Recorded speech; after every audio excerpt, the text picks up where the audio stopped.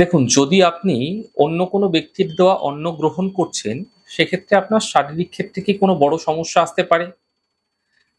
দেখুন, সেই ব্যক্তি যিনি যিনি আপনাকে কোনো কিছু খেতে দিচ্ছেন, আপনাকে কোনো কিছু খাদ্য দান করছেন, খেতে দিচ্ছেন, সেই ব্যক্তি যদি আপনার প্রতি তার মনোভাব ক্ষিন্ন থাকে, ক্ষিপ্ত থাকে, যদি আপনার প্রতি তার আচরণ বিরূপ থাকে, ভালো না থাকে, সে যদি নেগেটিভ সংস্কারযুক্ত কোনো মানুষ আছেন, তবে অবশ্যই আপনাদের ক্ষেত্রে তার দেওয়া অন্ন বা তার দেওয়া খাদ্য আপনার শারীরিক জায়গাকে কোনো না কোনোভাবে ডিস্টার্ব অবশ্যই করবে।